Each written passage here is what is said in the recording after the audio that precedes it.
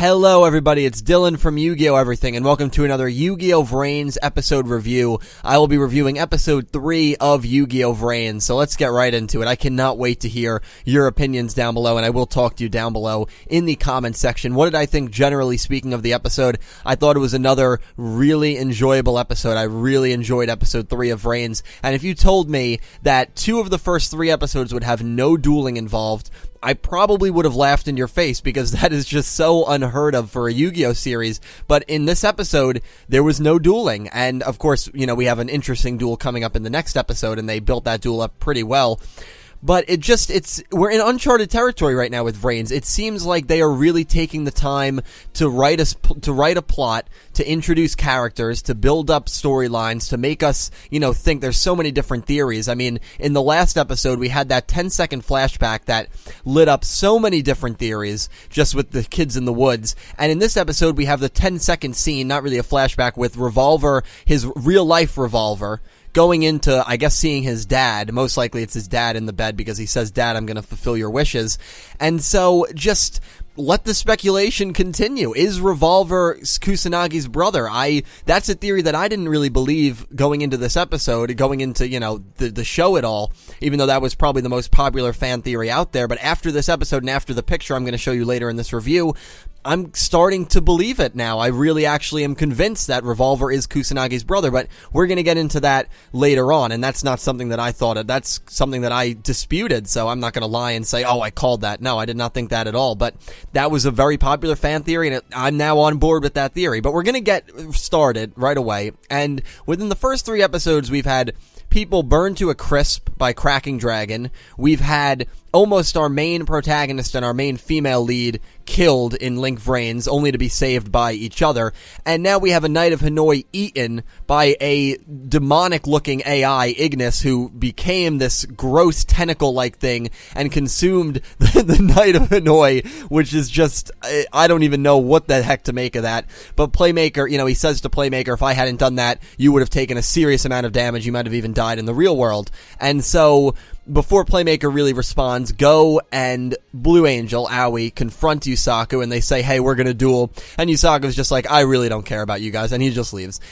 And so they get back to the real world, and you could see Yusaku is kind of in a bad way. And this is just, keep in mind, one duel. This is how bad one duel has affected him in Link VRains. I mean, he's out of breath. He's trying to catch his breath. He seems like he's just in discomfort, and the AI is just like, oh man, that took a lot out of you. And Yusaku's like, yeah, I'm going to analyze you, but I got to take a little break first. And this is the first show that, since the Zexal Baryon Onslaught arc, that I have felt high stakes in Yu-Gi-Oh! And that's something that was always kind of, imminent with Yu-Gi-Oh! In the past few shows. In 5Ds, we had it with the Dark Signers arc, and in the final season, there was a lot of high stakes in that. And Zexal, you had Kaito running around taking people's souls, and then in the end, you had, if you lose a duel, you died. And then GX, everyone pretty much got killed in Season 3, and then in Duel Monsters, it was Duel Monsters. This is the first time since Zexal that I've really felt everything is high stakes. And maybe not everything is life or death, but you understand as the viewer that Link VRains is a dangerous place to be. That the place that every duel or most duels are going to be taking place in is a dangerous place to be. And Yusaku wins this duel, but is in a very bad way. So imagine what's going to happen when he duels Revolver. Imagine what's going to happen when he duels a really bad villain, a really bad dude, instead of just a basic knight, how much that's going to take out of him. You really just feel as a viewer a little nervous about the whole situation whenever someone goes into Link VRains, and I love that about this show so far. So, Yusaku is gonna analyze the AI, but before that, and before the opening sequence, we have a very, very interesting dialogue from Revolver. And this is what he says: it's not gonna take long for us to find out who Yusaku is. First, he hates us, the Knights of Hanoi. Second, we can, narrow it down to people who have Cyberse. And third, he'll find me eventually. He wants to fight me. That almost gave me chills, honestly, when I was watching it, because that is exactly what Yusaku does. First, second, and third. And then I realized, Go Onizuka, 1, 2, 3. We even see it in the preview. That's the pin count for wrestling. There, all of a sudden, and I bet you he's going to do something like that. This is why I'm going to get the pin count to 3. 1. And now, this has to be a symbol. We have to wait to see if Aoi does it. This has to be kind of just a symbol of the friendships and the bonds that these characters created when they were kids, because again, I'm betting you that they all grew up together, that they maybe just don't remember each other that well, but that was such a really well done scene that Revolver is speaking in threes, the 3 reasons. We know Yusaku does it too, and it might seem that Go does it because again, the 5th episode title is the ringing 3 count. It's just counting to 3 and giving 3 reasons seems to be kind of the motto for whatever this group is going to call themselves, for whatever these characters that seemingly grew up together did in unison. So that was a very interesting scene. Then we have everyone kind of fangirling over Playmaker, and, you know, we have this pigeon and this frog that start to talk to each other, and they're like the news guys. We don't really get their names, but I gotta say, the people of this city, by the way, look really weird. I don't know what it is, but it didn't bother me, but they all looked really, really strange. And they're all looking, and they're all like news reporters. They're looking for the Playmaker. You have people that are pretending to be him, and everyone is just idolizing over this guy. And so Yusaku and Kusanagi are in the truck, and this is interesting because you can see the card, most likely Decode Talker, is materializing into an actual card. So I guess once you obtain a card in the data storm, it just takes a little bit of time, but you're going to get that card and you're going to put it in your deck. So Yusaku isn't going to have to use Storm Access to get Decode Talker whenever he wants to, most likely, which is really cool. And the dialogue between Yusaku and the AI is hilarious all the time. I mean, the AI is just so sarcastic. I absolutely love it. And Yusaku's like, Kusanagi, just turn off the speaker, and he turns off the speaker, and so the AI can't talk, and you just see the AI like getting angry inside the I mean, all he is an eye getting angry inside the dual disk and like crying and everything, and it's just the the funniest thing. And they name it AI, so they don't know it's Ignis yet. And some people have said that this device isn't named Ignis, that Ignis is more all of the AIs, and that's the term that they use to call all of the AIs. So I'm not sure if this AI is actually named Ignis or not, because I've heard conflicting things from people, but I guess we're just going to have to wait and see for more information. So I'm just going to refer to him as the AI. I'll probably refer to him as Ignis too, but just in case it's not Ignis, I don't want to get used to calling him that. You see 2 guys that are speed dueling, security bot arrests them, nothing much there, and then we cut to Soul Technology, and we see the Bishop, Rook, and Knight. And this was interesting because the 3 chess pieces all seemed very human. And what I mean by human is they all seemed very caring about people being killed in VRains, and that, you know, maybe we should shut it down and, you know, improve the system a little bit. But Akira was the one who seemed very greedy, who seemed very kind of heartless about the whole situation. He was like, if we shut it down, our company is going to really suffer. We have to keep it up. You know, that way we'll be able to capture Playmaker and Revolver. And Akira's a very smart guy. I mean, he knows what he's doing, and what he's saying is absolutely correct.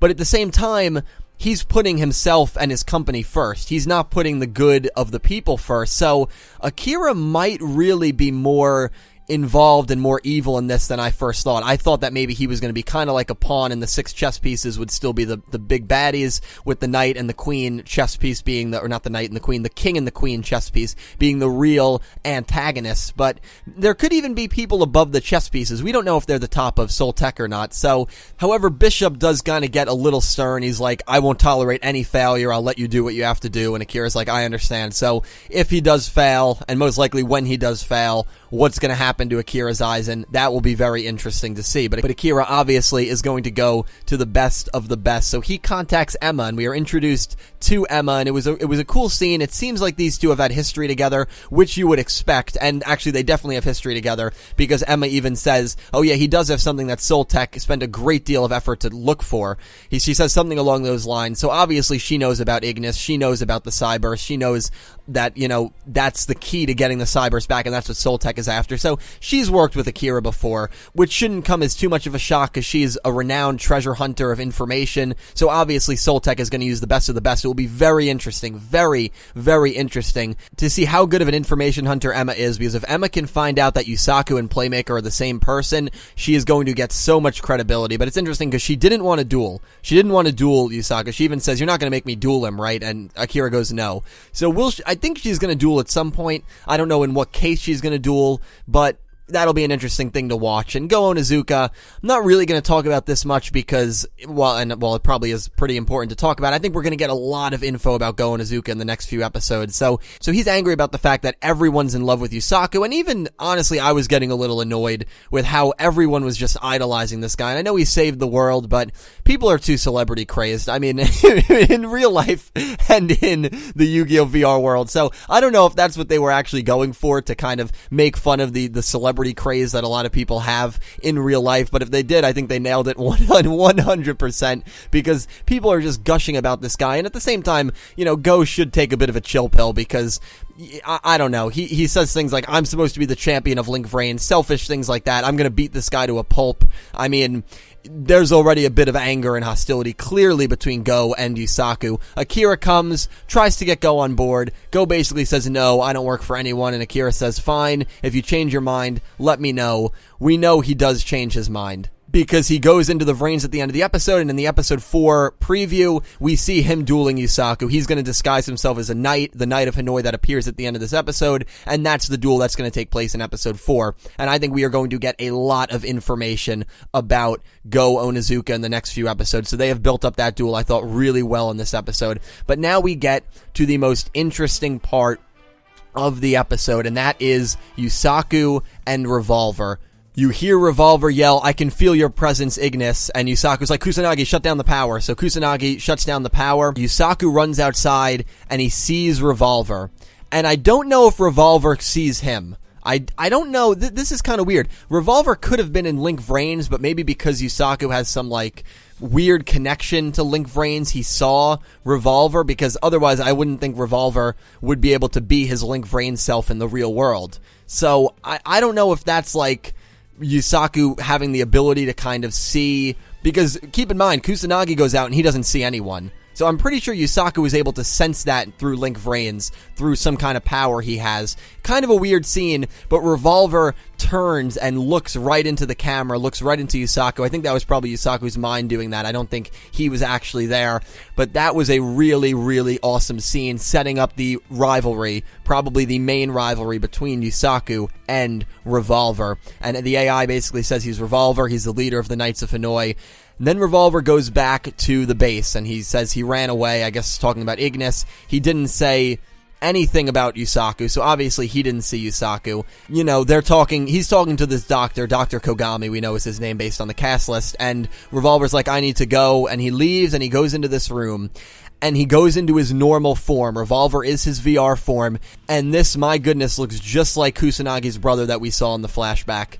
And I am now convinced that Revolver is Kusanagi's younger brother. He says, I will carry out your wish, Dad. So this is very reminiscent of Yu-Gi-Oh! Zexal, the skyline open area room where all that's in the room is a bed, and it's, with Kaito and Haruto. It was very similar, but I do have to commend Yu-Gi-Oh! VRains for not doing the brother plotline here, that they're actually doing it with a father, a sick father instead of a sick younger brother, because we've just seen that plotline so much, and I'm just glad that they're not doing it, that they're doing a similar plotline, but it feels fresh enough that it feels new, and that's what I like. And I think everyone can kind of relate to a sick father and a sick grandfather, unfortunately, more than they can a sick younger brother, because first of all, you have to have a younger brother, second of all, you have to have a sick younger brother, and it, just because of old age, at some point, you're probably going to see your dad or your grandpa, I know it's kind of sad, but go through towards the end of their life. I know it's grim, and I don't want to bring up any bad memories of people, but all I'm saying is that it's a lot more relatable than a sick younger brother, so I'm glad they're doing that. And this also means that Revolver is doing it on his own will, that he's not brainwashed, that he actually has a motive for, and it makes you feel bad for Revolver, too. You're already feeling bad for the leader of the Knights of Hanoi in the 3rd episode, that, he's doing this because his dad is on his deathbed, and it probably has to do with Link VRains. Maybe Link VRains put him in this state, and that's why he wants to destroy Link VRains. We already know how dangerous of a place it is. So that was an awesome scene. Naoki and Yusaku have some fun interaction with each other. The Knight of Hanoi pops up, Yusaku dips, and that kind of ends the episode. A really solid 3rd episode of Yu-Gi-Oh! VRains. and just a lot to talk about. I mean, with no duels and dialogue-heavy episodes, the reviews are always going to be a little longer because there's just so much to get to. But that Revolver scene was magnificently done. The reason I did not think Revolver could be Kusanagi's brother is because 5 years ago we see Revolver destroying the Cyberse. Kusanagi in present time is maybe 19, 20 years old. I know he might look a little older, but keep in mind Akiba Reiji was 16 years old, and that guy looked a lot older than 16. So if you figure Kusanagi is 19... 5 years ago, he's 14. His younger brother's probably 12. So you're telling me when his younger brother's 12 years old, he's doing this thing as Revolver? And his Revolver has a very deep voice, but maybe his voice changes thanks to his mask or thanks to his disguise in the VR world. We don't know if VR world can change your voice. We don't know if that's an option. Obviously, it doesn't happen with Yusaku and Playmaker. Doesn't mean it's not a modification you can have on your VR form. So that's just something that will be interesting to see. But what do you guys think? Do you guys still not buy that Revolver is Kusanagi's brother? I mean, this picture was enough for me to say, all right, too many similarities. Another very interesting thing is when he puts his hand on his dad's hand, a weird triangle comes up on his hand. What do you guys think this is? It could be a symbol of, the 6 kids that were taken from the orphanage, and maybe it's like the signer mark that they're all going to come together, and when all the 6 triangles are together, that weird dragon that we see at the end of the opening 1 is going to appear. It could be that the VR world, he spent so much time in Link VRains. He spent, 5 years in Link VRains at least now, trying to destroy it, and dueling people, most likely in VRains, that he's starting to maybe lose his mind a little bit, that these are the, disgusting effects of Link VRains. I mean, so a lot of possibilities here, guys, and I cannot wait to hear all of your thoughts down below in the comment section. I cannot wait to talk to you, but yeah, overall, I thought it was a really, really enjoyable episode, and they have done such a good job at building up the plot and building up the storyline and building up the characters, and I am very, very pleased right now with the start of Yu-Gi-Oh! VRains. So, let me know all your thoughts. I hope you enjoyed the episode. I hope you enjoyed the review. I hope you all have an amazing day. I will talk to you later. Thank you for watching.